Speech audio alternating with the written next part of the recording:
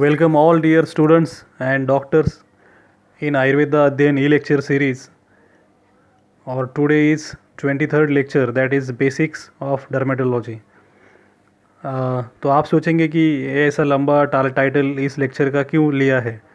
तो बेसिकली मैं आपको सामने कुछ बातें इम्पोर्टेंट रखना चाहता हूँ, दैट इज़ कि हम अगर स्किन डिसीज़ का स्टडी करते हैं, हमारे प्रैक्टिस में हमें पेशेंट देखने हैं, तो पेशेंट हमारे सामने जो आते हैं डायरेक्टली लेबल होके आते हैं, ऑलरेडी डायग्नोस रहते हैं। कभी पेशेंट बोलता है मुझे अर्टिकेरिया है या सोरियासिस है, वॉट एवर, एक्जिमा है, तो ये सारी मेडिकल डिसीज़ के नाम है। बट अगर हम ईच डिसीज़ में जो हम मॉडर्न डर्मेटोलॉजी है जिसमें जो लेबल किए हैं, उसे हम बोलेंगे टर्म्स, एक पर्टिकुलर जो मेडिकल कंडीशन है उसको, तो हमें वो समझना चाहिए कि एग्जैक्टली ये कंडीशन को क्या कहते हैं। जो हमारी सेल है, स्किन की जो लेयर्स है, उसके दौरान जो चेंजेस होते हैं, तो उसके हिसाब से हर एक पैथोलॉजी को एक नाम है। सो ये एक वेरी इम्पॉर्टेंट इंफॉर्मेशन है कि कम्युनिकेशन करने के लिए, सो साइंटिफिक नॉलेज को रखने के लिए ये सारी चीज़ें काफ़ी इम्पॉर्टेंट है। तो ये जो लेक्चर है, तो ये आगे की जितने भी स्किन डिसीजेस के लेक्चर्स होने वाले हैं, तो उनको समझने के लिए ये पहला lecture we can say it's ABC और बेसिक्स। सो इसको आप शुरुआत से लेके एंड तक देखिए कि what are the basic things, कि जो भी क्लिनिशियन है, आयुर्वेदा का फिजिशियन है या जनरल प्रैक्टिशनर है, इनको इसमें क्या बातें इंपॉर्टेंट है, या हमारे इंटर्न से जो OPD में केस ले रहे हैं, तो एक स्किन कंडीशन को कैसे डिस्क्राइब करना है, किस भाषा में लिखना है, कैसे लिखना है, तो उसको समझने के लिए ये सेशन काफ़ी इम्पोर्टेंट है। तो चलिए आज के सेशन की शुरुआत करते हैं। और अगर आप अध्ययन के लेक्चर सीरीज में पहली बार वीडियो देख रहे हैं, तो मैं आपको सबको विनती करूंगा कि आयुर्वेदा अध्ययन ये एक यूट्यूब चैनल नहीं है, बट ये लेक्चर सीरीज़ है जो गर्जे आयुर्वेदा क्लिनिक में पिछले 5-6 साल से चालू है। तो ये एक ये इनिशिएटिव है कि इसको हम ज़्यादातर विद्यार्थी और वैद्यों के पास प्रसारित कर सके, ताकि इसमें और लोग जुड़ जाए, उनको इससे बेनिफिट मिले। तो मैं आपको विनती करूंगा कि इस चैनल को ज़रूर सब्सक्राइब कीजिए, शेयर कीजिए, ताकि और लोगों के पास पहुंच सके। चलिए स्टार्ट करते हैं आज का सेशन। तो आज के लेक्चर की शुरुआत करने से पहले हमारे आयुर्वेद की जो आद्य देवता है, आयुर्वेद आद्य प्रवर्तक श्री भगवान धन्वंतरी को हम नमन करेंगे। ओम नमो भगवते वासुदेवाय धन्वंतरे अमृत कलश हस्ताय सर्वामय विनाशाय त्रैलोक्यनाथाय श्री महाविष्णवे नमः। So all you know that regarding general information of skin, it has two layers. Outer layer is epidermis, inner layer is dermis, and it contains sweat glands, excretes through spores. Sweat is made up of urea, salt, and water, and body is first lines of defense, and its skin is the largest organ of the body. These all things which are learned in our academic in 12th standard or first year BMS. Birthday suit is combination of four main tissue, that is epithelial, outer layer, connective, underlines dermis, smooth muscle, goes bumps, and nervous tissue having sensory receptors. So functions of skin, that is protection, temperature regulation, sensation, storage of chemical compound, excretion of waste, synthesis of compounds, determines the characteristics.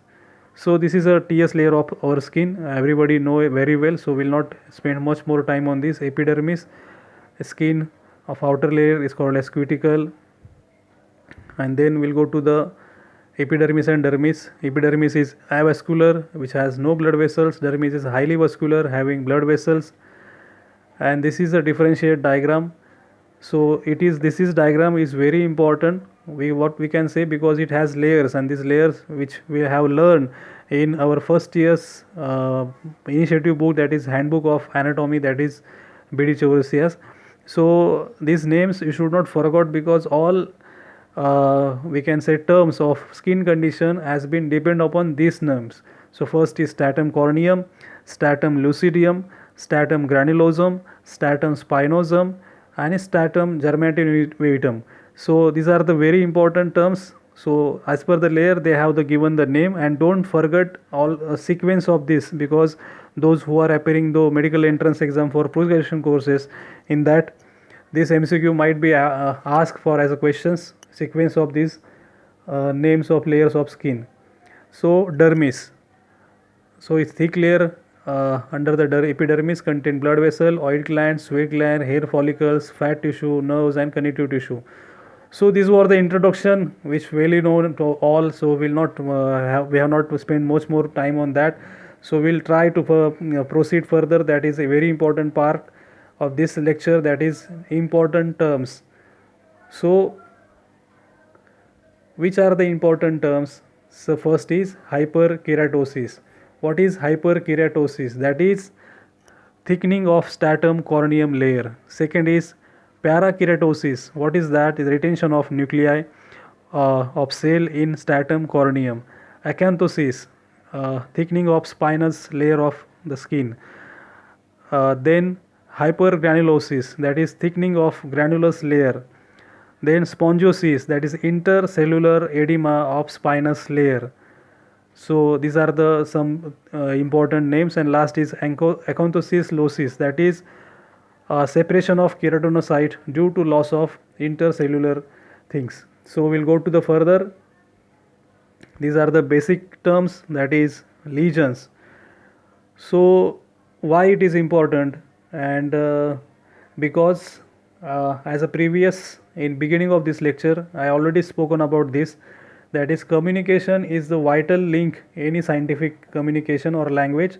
So in dermatology, which is a science based on the things on visual information, so new to exact description of the skin affected part. So these terms is very important. So first is hyperpigmented. What is that? The brown color or black color bluish discoloration of skin. Hypopigmented, that is depigmented bright red part of skin. And then erythema, it is a dilatation of blood vessels, we can see. So purpura, that is red color due to purpura, it can be seen balance, whereas that due to the erythema can be balanced in light also. So we'll go to the next. So these are the basic lesions and these are building blocks of dermatological description. और ये कैसे हम describe करते हैं, इसको कैसे differentiate करते हैं? तो पहला भाग है नंबर पे. तो कैसे है? वेदर दे आर सिंगल और फ्यू और मल्टीपल और न्यूमरस और इन्यूरेबल. साइज़ के बारे में बात करेंगे तो साइज़ कैसी है, इन सेंटीमीटर में, इंचेस में, यूनिफॉर्म है और डिफरेंट है. शेप कैसा है? तो सर्कुलर है, ओवल है और पॉलीगोनल है. लास्ट में है सरफेस. तो सरफेस की बात करेंगे तो ये स्मूथ है, रफ है, ऑयली है, ड्राई है. और कलर की बात करेंगे तो again it is hyper pigmented, hypopigmented और इरिदिमा. तो ये तीन कलर इसमें हम उसको डिफ्रेंशिएट कर सकते हैं. तो ये चीज़ें ये स्लाइड में जो दिखाई है ये काफ़ी बेसिक चीज़ें हैं. आप इस पर थोड़ा फोकस कीजिए और इसके तरह से आपको अभी जो हमारे सामने जो भी मेडिकल कंप्लेंट आएंगी स्किन के बारे में, तो इन मुद्दों को ध्यान में रख के हमें उसे डिस्क्राइब करना है. तो कैसे करना है और आगे क्या इंपॉर्टेंट है? तो चलिए हम आगे की स्लाइड में देखते हैं कि क्या चीज़ें इंपॉर्टेंट है. तो इसको हमने दो भागों में डिवाइड किया है.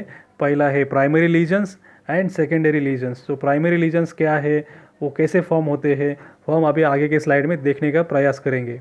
तो आप इस स्लाइड में देखेंगे तो they have macule, nodule, pustules, plaque, vesicles and papules. तो ये सारे लेयर्स कैसे हैं, कैसे बनते हैं, तो ये आप देखेंगे. This first is primary lesion, that is macule. So what is macule? That is a circumcised skin discoloration which has less than 1 centimeter diameter in dimension. So in this it's not elevation or depression, it is hyperpigmented or hypopigmented and which can be seen in thrombocytopenic purpura. तो ये macule जो हमारे layer का पहला primary reason का भाग है, तो ये हम इसे इस प्रकार से देख सकते हैं ये डायग्राम में. और एक मैं आपको डायग्राम दिखाना चाहता हूँ तो इस प्रकार के. तो ये काफ़ी प्राइमरी चीज़ है. हम आगे जाते हैं अभी. Second is papule.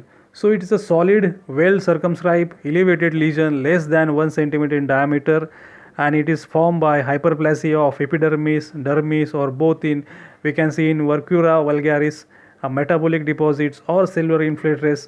तो ये सारे कंडीशन में हमें ये देखने को मिलता है. तो हम आगे जाएंगे और देखेंगे कि और कौन सी कंडीशन है. तो ये पैपुल्स को हमने यहाँ पे डायग्राम रखने का प्रयास किया है. तो आपको ये दिख रहा होगा टिप ऑफ द नोज़ पे पैपुलस लीजन्स के ग्रुप दिख रहे हैं. और थर्ड है नोडूल. तो नोडूल आपने काफ़ी बार सुना होगा, गॉइटर नोडूल ये यहाँ पे और कोई रिपोर्ट्स में. तो एग्जैक्टली नोडूल क्या है? It's a palpable solid round lesion usually larger than 1 centimeter in diameter, occupying relatively a radial vertical diameter as compared to surface of diameter. So papule और नोडुल में डिफरेंस ये है कि papule is seen better and but nodule is felt better. तो ये differences से आप इन दोनों को डिफ्रेंशिएट कर सकते हैं। तो हम आगे जाते हैं और देखते हैं और कौन सी महत्वपूर्ण बात है। ये है इसके बारे में, नोडुल के बारे में एक डायग्राम है और यहाँ पे देख सकते हैं आप, ये एक डायग्राम है, इसको आप अपने फिंगर से पाल्पेट कर सकते हैं और नोडुल को फील कर सकते हैं। So fourth is vesicle. So what is vesicle? So it is elevated, superficial, well circumcised lesion containing clear fluid and its diameter is less than 0.5 centimeter.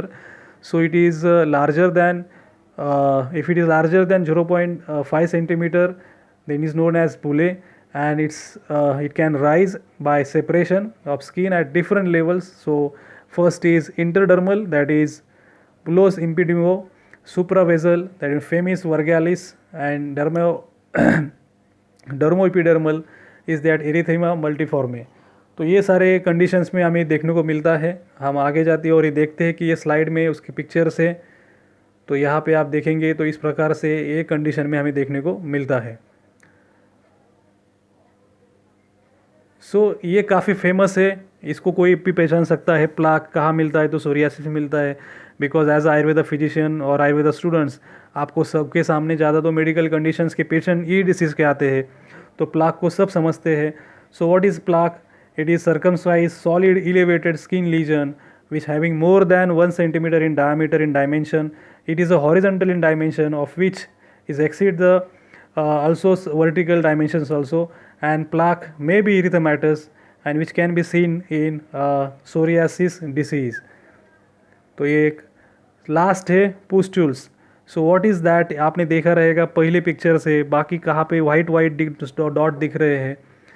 तो ये है सर्कमफ्राइज or skin lesion which having less than or 1 centimeter in diameter containing pus, a follicular or folliculitis or non-follicular और superficial, इस चीज़ों में हम देख सकते हैं। और सबसे ज़्यादा मेडिकल कंडीशन में हम सोरियासिस के, तो उसे बोलते हैं पुस्चुलर सोरियासिस, इस कंडीशन में हम इसे जनरली देखते हैं।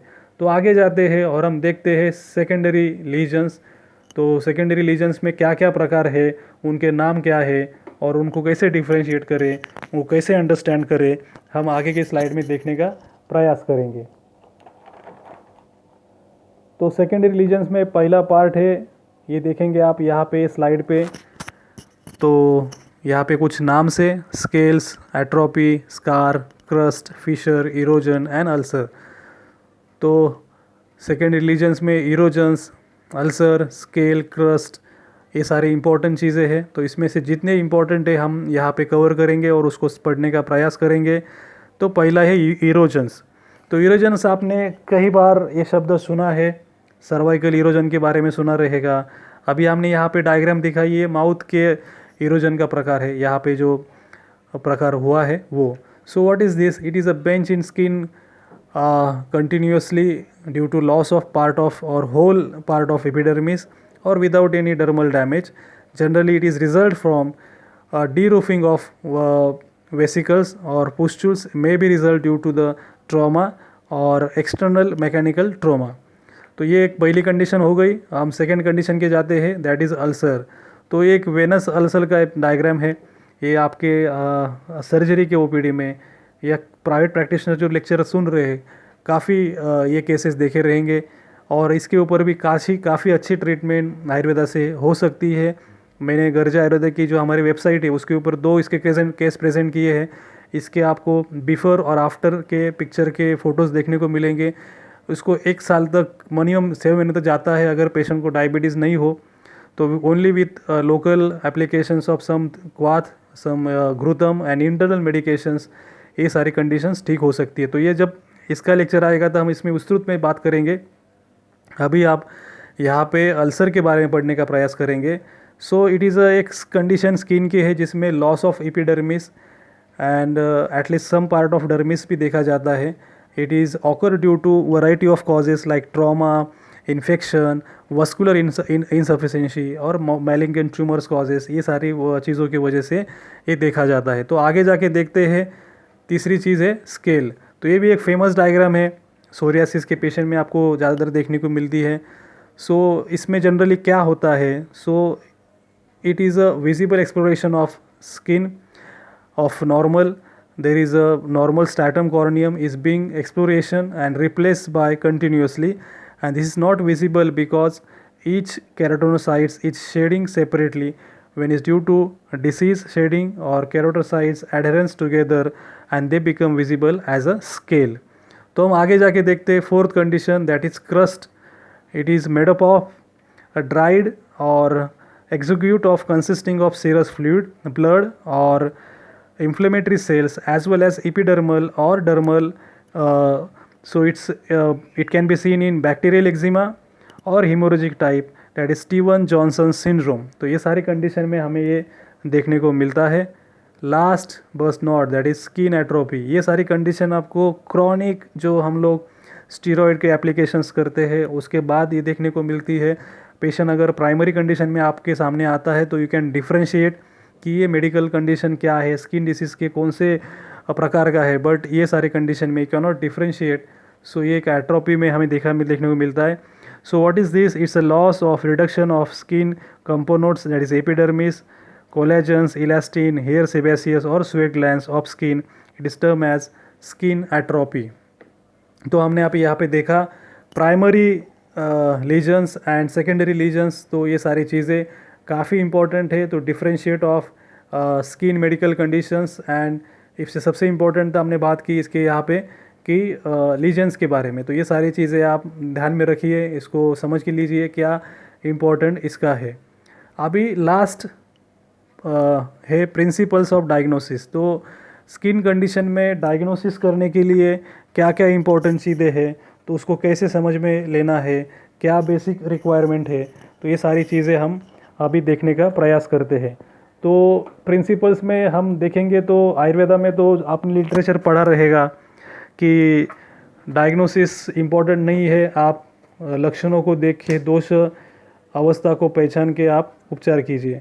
बट ठीक है, ये हम आयुर्वेद के विद्यार्थी है या डॉक्टर है तो हम वो आप्तवदन को सम्मान करके वो समझ सकते हैं. बट इन प्राइवेट प्रैक्टिस हमें थोड़ा सा विचार करना चाहिए कि एग्जैक्टली हमारे सामने जो रुग्ण आते हैं तो उनके मॉडर्न की कंडीशन से क्या डिसीजेस है, और हम अगर वो समझते हैं बराबर से तो हमें एक उसमें फ़ायदा होगा कि ये अगर मैं ठीक कर पाऊँगा कि नहीं कर पाऊँगा, इसमें मेरी क्या लिमिटेशंस है. तो अगर ये सारी चीज़ें काफ़ी इम्पॉर्टेंट है. तो प्रिंसिपल्स ऑफ डायग्नोसिस, तो हमें दोनों तरीके से डायग्नोसिस करना आना चाहिए, मॉडर्न के हिसाब से भी, आयुर्वेद के हिसाब से. क्यों? Because we are integrated medicine doctor as we have learn taken degree as a BMS और PG, that is bachelor of Ayurveda in medicine surgery. तो जो चीज़ें सीखने को मिलती है क्यों नहीं सीखे. तो यहाँ पे मैं दोनों चीज़ों को महत्व देता हूँ. इस लेक्चर सीरीज़ का या इस मिशन का नाम अगर भी रहेगा आयुर्वेद अध्ययन, बट इसमें हम लोग पूरी तरीके से आगे भी जितने लेक्चर होंगे सब में जितना मॉडर्न मेडिसिन का पार्ट है वो पढ़ने का प्रयास करेंगे. तो हम आगे जाते हैं और देखते हैं प्रिंसिपल्स ऑफ डायग्नोसिस. तो इसमें पहला पार्ट है मॉर्फोलॉजी, सेकेंड है distribution and third is configuration. तो मॉर्फोलॉजी में क्या इंपॉर्टेंट है, तो इम्पॉर्टेंट है कि जो हम लीजन्स देख रहे हैं उसका शेप क्या है, उसका साइज़ क्या है और उसकी कलर क्या है. तो morphology, so we can understand it's a basic lesions are term used in unclassifying skin lesions based upon their morphology alone. Hence the lesions of psoriasis would be described as a plaque covered with scales, wherein plaque is the primary lesion and scale is a secondary lesion. So taking help of common adjectives to describe shape, size and color at the lesion, complete description would be a 5 cm in diameter as defined as circular erythematous plaque covered with thick scaly scales. तो इस प्रकार से आप उस plaque को describe कर सकते हैं. तो कितने क्या बोलते हैं, मुझे साइज़ का है, लोकेशन क्या है, तो उस प्रकार से वो इम्पॉर्टेंट है. तो सेकेंड इज़ डिस्ट्रीब्यूशन. तो डिस्ट्रीब्यूशन में बेसिकली क्या है, तो कौन से साइड पे ये शरीर के इन्वॉल्वमेंट है, तो इसके बारे में हम बात करेंगे. सो The site of involvement of a particular patient provide important clue to the diagnosis. This is because certain sites are very commonly affected in certain diseases. Is that in psoriasis में आपने देखा रहेगा कि जनरली वो कहाँ पे affect होता है, तो generally elbows, knees, extensor aspects of extremities, scalp, lower back, palms and soles. And certain condition में ये सारी चीज़ें देखने को मिलती है. तो हमें पेशेंट जैसे बताता है तो हमें ये चीज़ें डायग्नोस करने के लिए हेल्पफुल है. सो डिस्ट्रीब्यूशन का जो महत्व है वो इम्पॉर्टेंट है. So again sun exposed sites in photosensitive dermatoses like pellagra, polymorphous light eruptions and lupus इरिथेमेटस.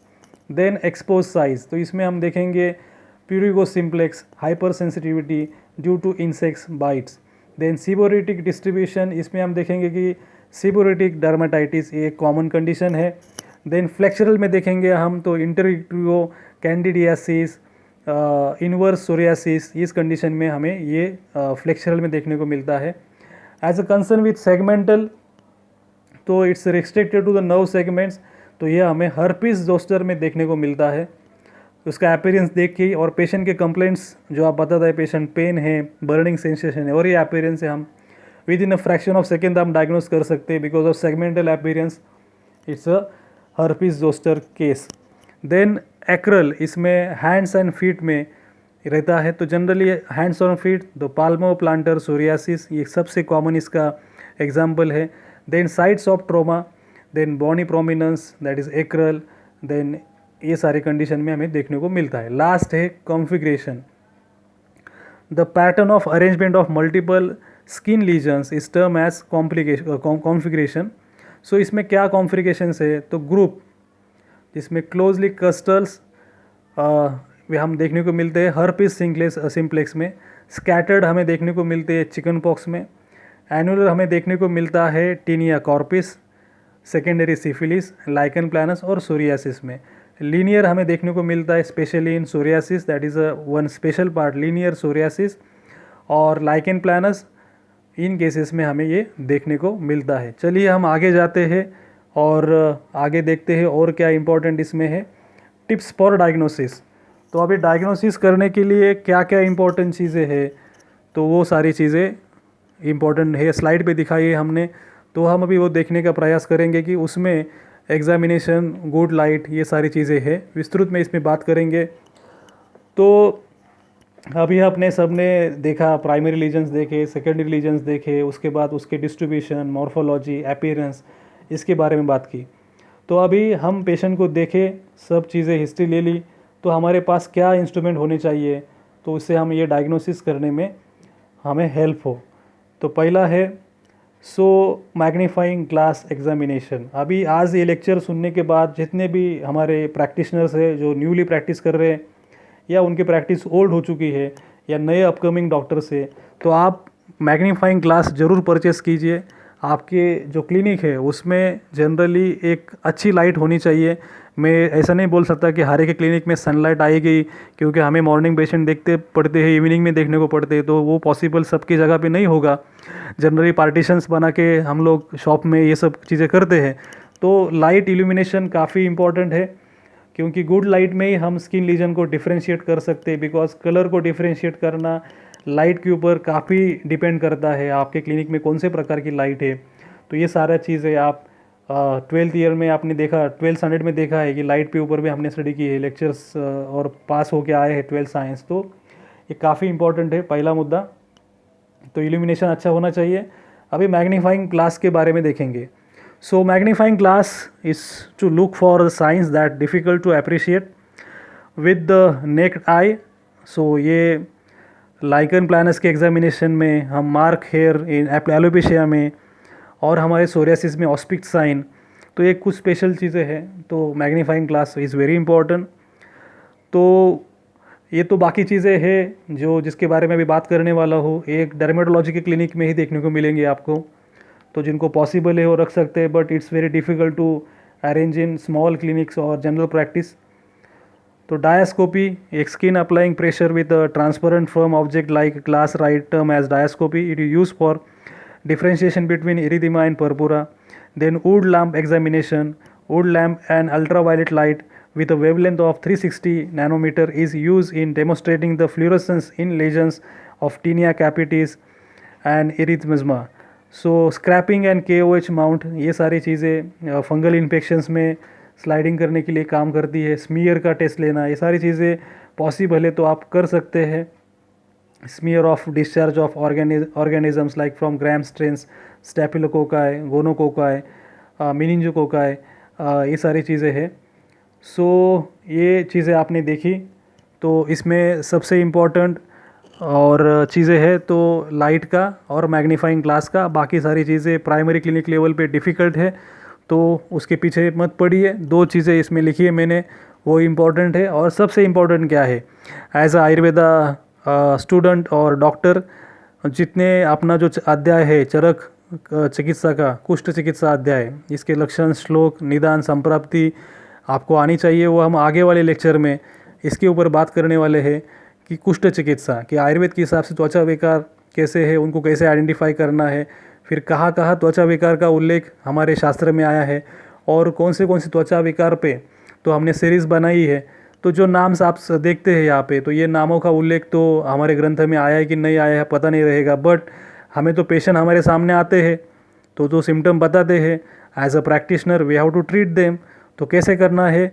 सो ये स्किन डिसीज़ की जो हमारी व्याख्यान माला है, तो स्टडी इन आयुर्वेदा अध्ययन. First is cutaneous infestation, that mean scabies, pyogenic bacteria, tuberculosis, fungal infections, viral infections, उसमें herpes zoster है, एक्जिमा है, एक्ने वल्गैरिस है, अर्टिकेरिया एंड एंजियोइडिमा है, पैपेलोस्क्वामस डिसीज़ जिसमें पॉपुलर है सोरियासिस. तो ये सारे डिसीज़ के बारे में हम अगले लेक्चर जितने भी आप यहाँ पे हम अपलोड करने वाले हैं, ये ऑलरेडी हमारे आयुर्वेदा जो क्लिनिक है हमारा डॉक्टर गर्जे आयुर्वेदा क्लिनिक, इसमें ये लेक्चर 3-4 साल से बार बार रिपीट, जो जितने नए विद्यार्थी आते हैं उसको अटेंड करते हैं, उनको सब ये फ्री रहता है. और उनको पेशेंट भी OPD में देखने को मिलते हैं, उनका वो फॉलोअप लेते हैं और उनके ऊपर वो अपना केस स्टडी बनाते हैं कि ये डिसीज़ में ये काम हुआ है, वो डिसीज़ में ये काम हुआ है. जैसे कि हमने एक प्रोजेक्ट किया था, इसमें नाम देखा रहेगा फंगल इन्फेक्शंस, तो टीनिया कॉर्पिस और टीनिया कैपिटिस, इस केसेस में काफ़ी पेशेंट्स OPD में देखने को मिलते हैं. तो महावज्रक तेल का रेफरेंस सुश्रुत संहिता में आया है. तो इस पेशेंट में पंचकर्म करने के बाद इस तेल का एप्लीकेशन, फिर नीम करंज वटिका, नीम करंज तेल का प्रयोग करना, तो ये सारे उल्लेख आपको ग्रंथों में मिलेंगे. तो हमें यहाँ पे क्या स्टडी करना है अभी आयुर्वेद अध्ययन में, मॉडर्न के दृष्टिकोण से जो भी पेशेंट आया उसकी पैथोलॉजी हमने समझ ली एज़ पर मॉडर्न साइंस. तो हम आयुर्वेदा में इसको कैसे मैनेज कर सकते हैं, कौन से आयुर्वेदा के सिम्टम्स में इसे बिठा सकते हैं. तो हमारा जो सिद्धांत है त्रिदोष सप्तधातु, ये सारी चीज़ों का हम पढ़ाई अच्छे से करेंगे फर्स्ट ईयर के. तो obviously you can understand everything as per in skin. तो ये सारी चीज़ें समझने के लिए काफ़ी इम्पॉर्टेंट है प्राइवेट प्रैक्टिस में. तो आगे सभी लेक्चर में आपका सहयोग काफ़ी इम्पॉर्टेंट है. तो लेक्चर्स आपके सामने सब अभी आएंगे. 2-3 दिन हमारा थोड़ा सा गैप हुआ बिकॉज अभी कोरोना की पैंडमिक कंडीशंस चालू है, उसमें कुछ पब्लिक लेक्चर देने थे. 2 दिन हम लोग फेसबुक पे लाइव थे for in public awareness programme, corona importance in Ayurveda role, ये सारी चीज़ों पे. तो उसमें समय गया. तो आगे आपके सामने सभी अभी वीडियोस आएंगे. सो इसमें आप जुड़े रहिए. तो आगे डिसीजेस है पिगमेंटरी डिसऑर्डर्स, जिसमें हम बात करेंगे. तो सबसे इम्पोर्टेंट क्या है, leucoderma, drug eruptions, photosensitive disorders, alopecia, skin internal diseases, cutaneous neoplasm, genetic diseases and miscellaneous diseases.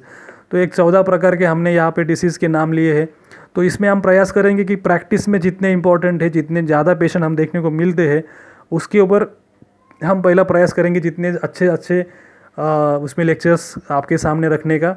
और फिर जो अनकॉमन कंडीशन है एक जनरल आयुर्वेदा फिजिशियन के पास, या जो हमारे डॉक्टर अभी आयुर्वेदा की भी स्किन की प्रैक्टिस चालू कर रहे हैं उनके पास, या जनरल OPD में जितने आते हैं, तो पहले देखेंगे जो अनकॉमन है जैसे क्यूटेनियस नियोप्लाज्म, ये जनरली हमारे क्लिनिक में रेयरली देखने को मिलते हैं. तो उसके ऊपर हम प्रयास करेंगे, ये समय रहेगा तो उसके ऊपर भी आपके सामने कुछ बातें रखने का. तो इसी के साथ मैं आप सबका धन्यवाद व्यक्त करता हूँ कि आपने इस लेक्चर को शांतिपूर्ण तरीके से सुना. मैं डॉक्टर रामदास गर्जे और डॉक्टर सीमा गर्जे आप सबका धन्यवाद व्यक्त करते हैं. और आप सबसे अनुरोध है कि जो गर्जे आयुर्वेदा की जो लेक्चर सीरीज़ है आयुर्वेदा अध्ययन, उसका जो YouTube चैनल है उसको सब्सक्राइब कीजिए. बेल आइकन बटन पे प्रेस कीजिए ताकि आगे वाले लेक्चर सीरीज़ के आपके सामने वीडियोस आ सके। और सबसे इम्पोर्टेंट, जो स्क्रीन पे नंबर आपको दिख रहा है इसको नोट डाउन कीजिए और ये नंबर पे आपका शहर और आपका नाम व्हाट्सएप कीजिए और उसमें मेंशन कीजिए कि आप विद्यार्थी है, इंटर्न है या प्रैक्टिशनर है। तो ये क्यों कर रहे हैं हम लोग? Because we are running more than 50 to 70 WhatsApp groups of Ayurveda अध्ययन। तो इसमें जितने भी हमारे वैद्य है या विद्यार्थी है इनको हम जुड़ के इसमें हम सारे अपडेट दिल पोस्ट करते रहते हैं अध्ययन के बारे में, बाकी आयुर्वेदा के जितने एक्टिविटीज़ है जैसे कि करियर अपॉर्चुनिटीज़ है, पीडीएफ स्टडी मटेरियल को पोस्ट करना रहेगा, वॉटेवर। तो अपडेट रहने के लिए और कनेक्शन होने के लिए एक व्हाट्सएप एक ज़रिया है। So wish you all welcome in this platform. और सबसे इम्पॉर्टेंट, मैं आपको अपील करूँगा, विनंती करूँगा कि देखिए आयुर्वेदा अध्ययन एक निस्वार्थ तरीके से चालू हुई एक सीरीज़ है। इसमें कोई प्रोफेशनल या कमर्शियल अप्रोच नहीं है।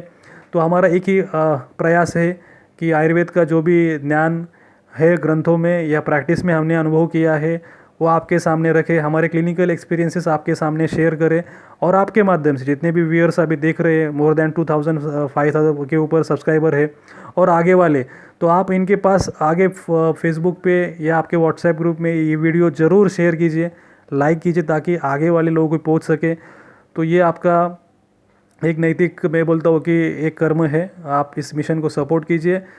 और मैं आप सबका फिर से धन्यवाद व्यक्त करता हूँ और आपकी सबकी रज़ा रहता हूँ। जय आयुर्वेद।